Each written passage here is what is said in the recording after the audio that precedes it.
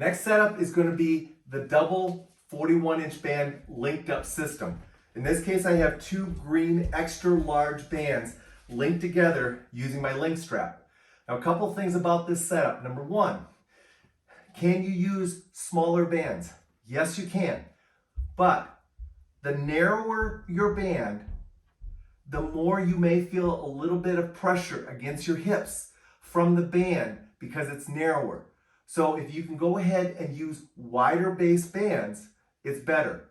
I like to go use, with this setup, I like to go nothing less than purple large bands. That gives me 1 1/8 inch width on the band, which typically is comfortable. However, like I said, I very often like to go ahead and use the Thunderband system, or I'll go ahead and use the 41-inch band loop system that I'll show you next.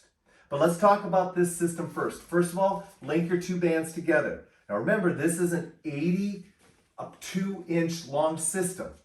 Now the link strap is going to be nice because that's going to be right where you place the middle of the band in your low back. So again, as I go ahead and I take the band, the key is I want that link strap to be comfortably placed right in the center of my back and also low enough down. So now that immediately makes both ends of the band the same length. I'm going to crisscross them like I did with the Thunderband. I'm going to sit down. Now you can see, first, I'm a 5'10" person. This system is very easy for me to hook up. I like this system, especially when I'm just going to want to load the top 30% of my hip hinge movement.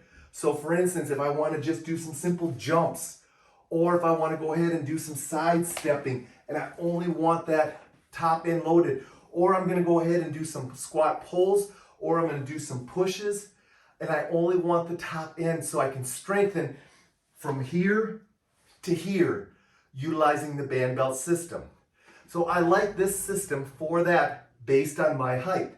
Now, once again, I've got the stool to always sit back down onto to take pressure off the system.